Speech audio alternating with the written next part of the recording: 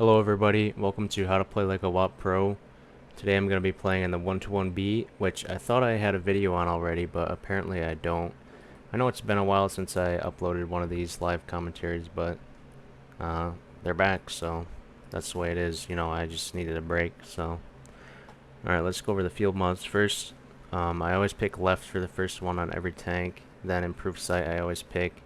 For this one, if you look at this, I don't have a turbo on this right now, and it's got 25 reverse speed, which is really good.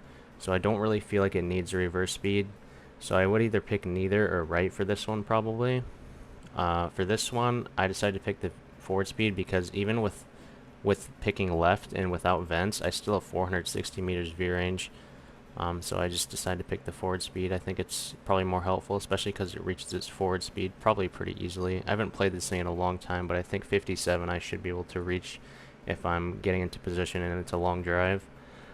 For the last one, I just picked the suspension durability. Maybe you could pick another one, but I don't know. I think suspension durability is probably the best.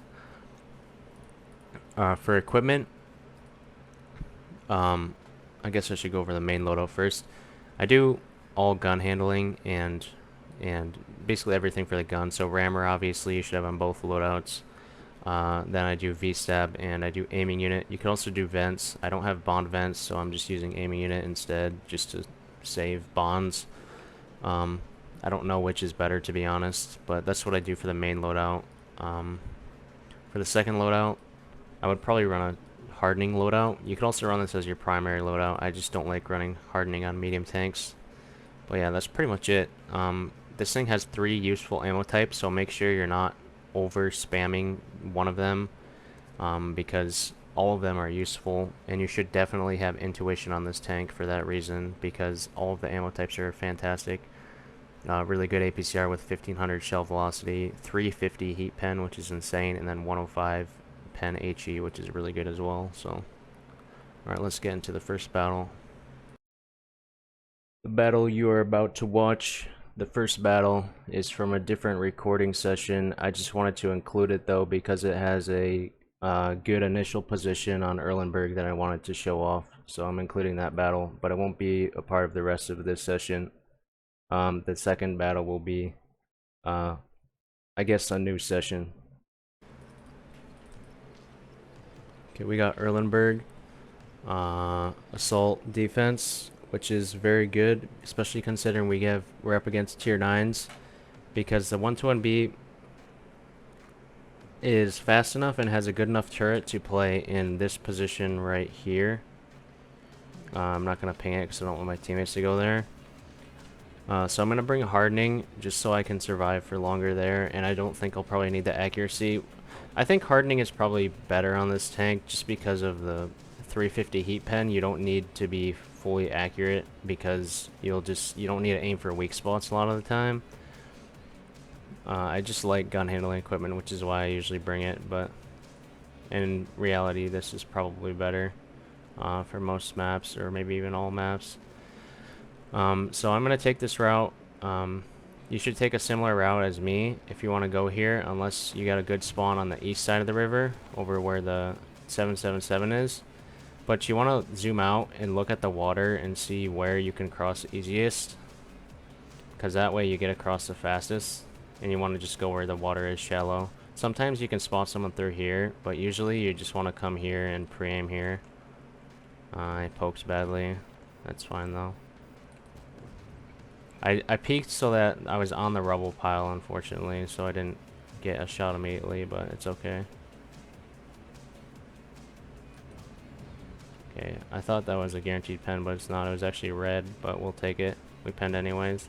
I'm going to focus the ST2 because I think he's going to go in this window, which could be a pain. I see I have a teammate behind me,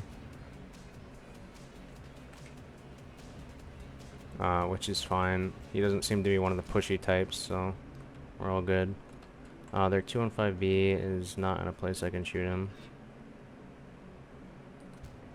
I waited for him to lurch forwards there just so that I have a higher chance of penning. I think it was a pretty high chance to pen anyways, but just, you know, to make sure. And this is where the 350 heat pen is just insane. Like, it's so good. Makes a huge difference. I'm hoping this guy will peek, but if he doesn't, then I'll go for the 777 shot. And I can just butter right through him. Usually, even with 340 heat pen, it's not easy to pen this. But with 350, I can pen it pretty reliably, which is great. This is where the aiming unit would be nice, but it's fine. I really want to cross to here. I might take a shot for it, but I'm just going to do it. Because now I have easier shots on them. Hoping this I-7... Okay, he's going into cover, unfortunate. That's okay, though. We're farming quite a lot here. I'm going to push up and go behind the I-7. I don't see anything that can YOLO me besides the Foch 155, so I feel pretty confident doing this. If the Foch 155 comes, I should be able to escape, I think. I would like to track this guy. I went for that. So, here, if I aim... I can't explain it because he moved, but... I aimed for the outside of his track rather than the inside just so that it has a higher chance to pen.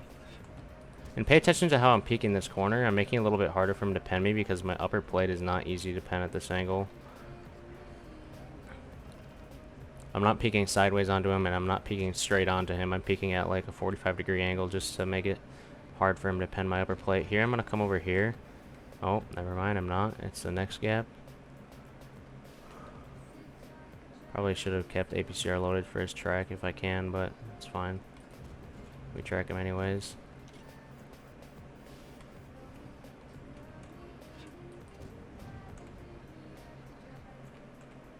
He'll pen my upper plate at this angle unless I very much over angle it, so... Because he's shooting down on it. I'm just gonna take the hit. I bounce, unfortunately. I shouldn't have taken this hit. He can kill me potentially now. It's fine though. I'm gonna try to go out in the open so that my team can help me.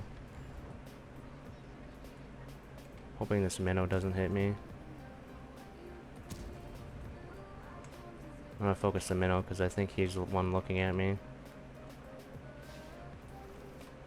Oh my god, of course I get stunned so I don't kill him. And I'm dead. I should not have taken that shot from the scent. That was just dumb. I got greedy. A little bit unlucky getting stunned because I think I might have survived otherwise, but I put myself into a terrible position either way. So it was my own fault I died. I didn't realize how low of HP I was the main problem. I only noticed I was a 2-shot for him after I took the shot from him. I know that the game was ending, so it made sense to try to play aggressive, but I should have waited or rotated or something and helped the other side. Or just... like I could have came out into here and then shot this side of the map. Or I could have rotated all the way back to here and shot these guys in the side. Either way, it would have been better than what I did. I still got like two shots off, so it wasn't worthless, but just not great. Either way, this game hopefully shows off what this tank is so good at. This tank, its heat pen is like the highlight of it, and it's great DPM. Because basically whatever tank you're fighting against, 279, VK, E100, Mouse, Type 5, whatever, you just butter straight through it. It doesn't matter what angle they're at, pretty much. It's kind of crazy. If you can find a plate that's relatively flat, you can pen it for the most part, except like an E3 frontal hull, but even that you can pen his cupola, so it's just crazy heat pen. Okay, so for this battle, got 6.5k damage and 300 spotting, which is not bad. This could have easily been, you know, 8k damage plus, but I just kind of threw at the end. That's all I got to say about that. Let's go next. Okay, here we go. We're on Paris. This is the first battle of this session, by the way. The other session, I got fucking set on fire by a Jagdpiener and died, so I just reset. I didn't include that battle because The mistake was not something that was like worthwhile learning from. Like, don't peek a Yag, I guess. I mean, I didn't know where he was peeking it. And anyways, let's just go next. So I'm gonna bring hardening because I think it will be better than aiming unit in this situation because I'm probably not gonna be sniping. I have 350 heat pen and can pen everything at mid ranges easily. um, Looking at their comp, looking at what can play hold down on me because I'm thinking about committing directly in. I know it's pretty aggressive. I don't actually have much support, so I'm actually not going to do that. I'm looking behind. All those tanks behind me are pretty slow to come, so I'm kind of... Well, I could commit now, actually. I think I will. Because a ton of tanks just got spotted. There's barely anything over here. Maybe a 277 max. So I'm not going to get YOLO'd right away because they all got spotted and stopped. So I can safely come down here, and now I have my support is here. All the slow tanks have arrived.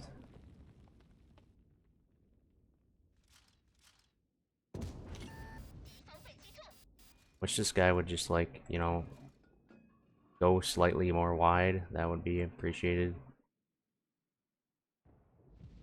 There we go. He's going wider. That minnow is completely hull down on me.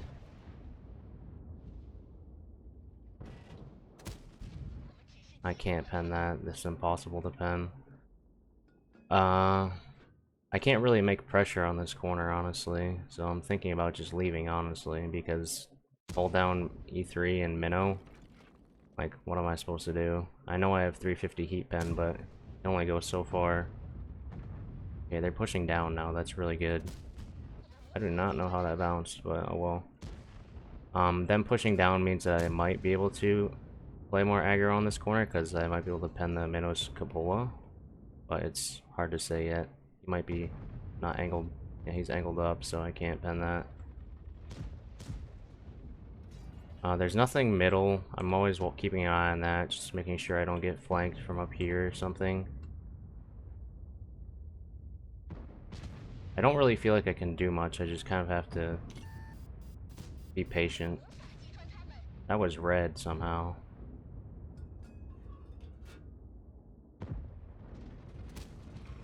Yeah, there's just no chance to pen any of this. I need to let the other tanks take care of this maybe, or wait for them to make a mistake with their angling. Where should I be shooting right now even?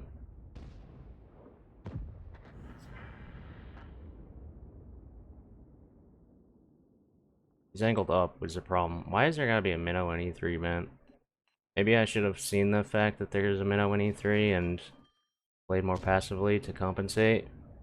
But I didn't get stuck down here, but...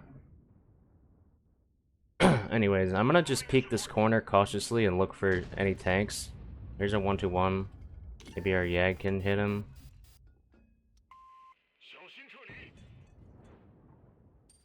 There's nothing there. If you look at what's spotted, it's pretty unlikely something would be there.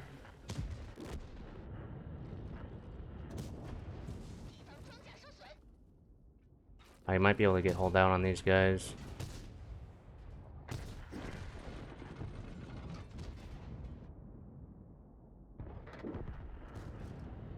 Yeah, there's a 114 SP2. I've got to back up probably soon. I want to push this wreck out a little bit, so that I can get hold down on them better.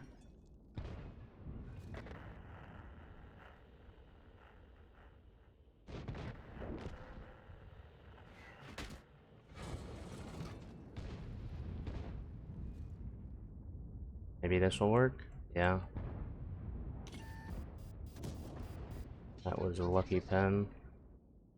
I'm feeling like this playing here is a little bit too risky now. I don't have any support. And I'm probably just gonna end up getting shot by the SP2.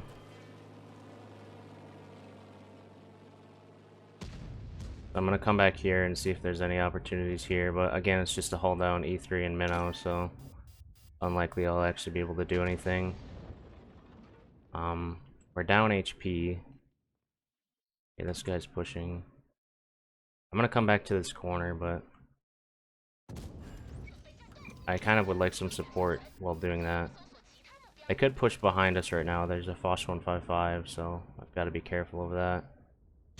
By behind us, I mean into the V4. I don't want to peek this though because of the SP2. Okay, he's there.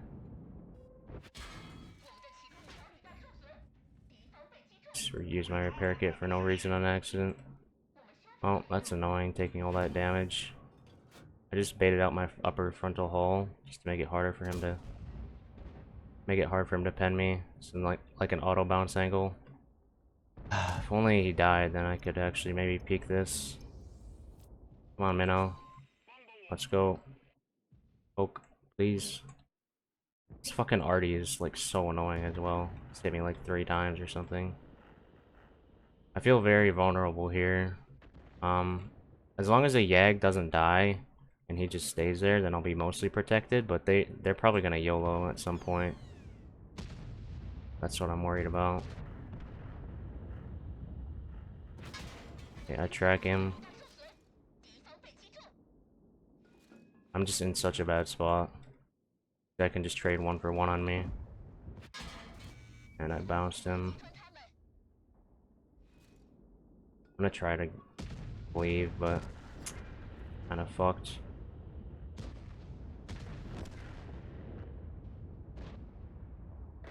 Just have to hide here for now, I guess.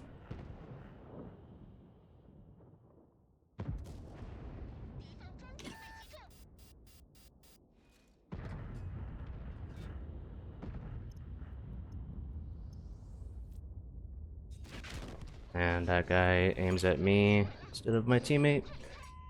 We were about to get surrounded by this 277, so I felt like I had to peek the E3 so that we could push through this flank, but yeah, didn't work. E3 and hold down minnow in that spot, it's just so ass to deal with. It's completely impossible to do anything to them, even with 350 pen, because they can just angle up. So basically, I got to this position and then got stuck here, unable to do anything. And because this 277 just happened to die in this spot here, this guy is safe from the Yag, so this guy can just farm me. He can just peek here and farm me. So I was just in an absolutely god-awful position, and I can't escape up. I can't escape back up this way to get out because the E3 was watching that angle with the minnow. So I could have penned 1 more shot on the 277. You could argue I shouldn't have committed down there because of the minnow and E3, which maybe you might be right about that. I'm not sure. Probably that's what I should have done differently. I didn't even consider the fact that they're gonna have a minnow and E3 there, making it unplayable. But yeah, we're only left with 3.2k damage. Which is pretty ass. If the Artie wasn't fucking my ass constantly, and if their Centurion died, then I think I actually could have played hold down on that 277 on the wreck and then just killed him. But you know, artillery on the worst Artie map in the game fucks me, so oh well.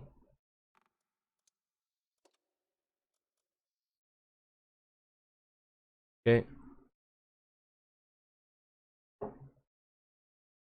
We get Ruinberg, North spawn. This is the inferior spawn by far for medium tanks and light tanks as well. And it's just the worst side in general because this position is so strong and kills the whole field basically. What I'm gonna do this game is go play middle road. I do this pretty often with all kinds of medium tanks. Even like a levered one, I'd probably do it. You can bleed some damage going in, so you want to be quick about it. You want to be as fast as possible going down mid-road. If you're AFK for even like 3 seconds, then there's a good chance you're gonna get destroyed going in, so you really have to make sure you're not AFKing and you're taking the optimal route. Shoot this guy on the move. Now ideally, I can track this guy, because then he will die before getting to the OP position. Track him again. And this is where I want to end up. This is the best position.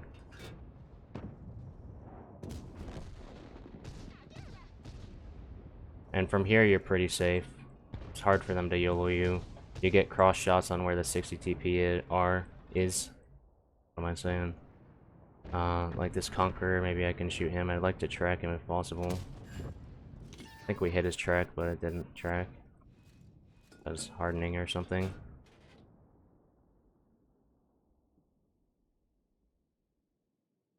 Pretty good start. Taking down that Udez by tracking him.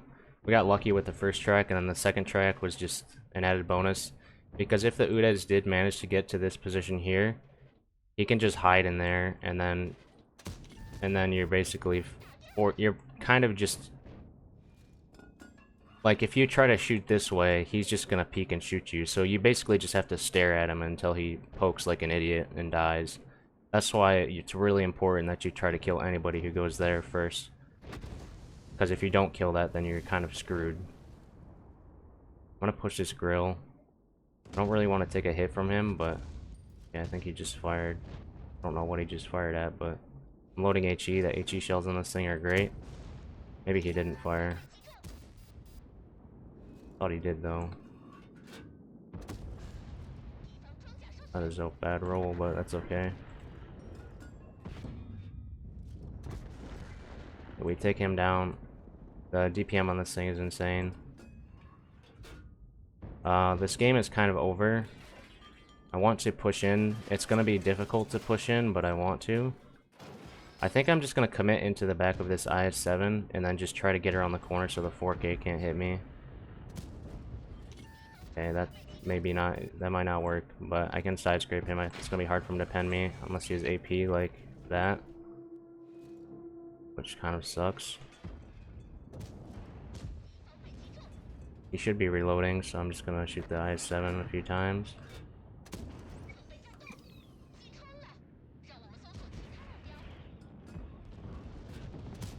Oh my god, how does that bounce?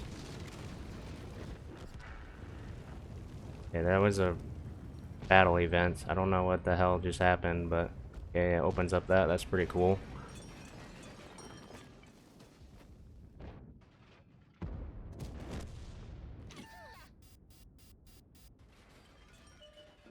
I just don't want to die here, basically, is what's happening. Alright, let's go for the field and just ignore that Artie. Hopefully their minnow still has HP. I kind of doubt it. Well, he should have some HP, actually. It'd be hard to kill a minnow in that spot. I just want to zoom out, see where the quickest way to get a shot on them are, because they'll probably get lit in a second. I think I can shoot them from right here. There we go. I might get lit for this. I'm just hoping they won't kill me. Okay, I'm not even lit.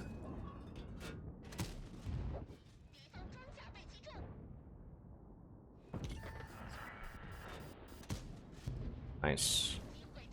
Alright, 15-0. Pretty typical World of Tanks game. Pretty happy with how I played that. The initial is the most crucial part, I guess. How much damage you take going in, and then whether somebody contests that broken ass position that the enemy gets. If you survive the initial and there's nobody in the broken spot, then you're in a pretty good position just to play passively. I'm gonna pull up a strat sketch and just quickly show you guys some things to look out for at this position.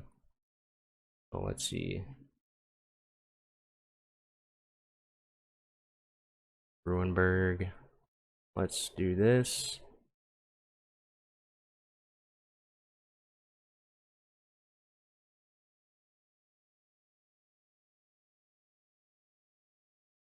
Boom.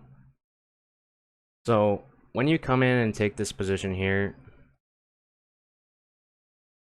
You may be able to block somebody who's coming in this way just with your tank, but you're probably going to take a lot of damage for it. Sometimes it might be worth it, but usually it's better just to ignore them and hope that they're going to mess up later on.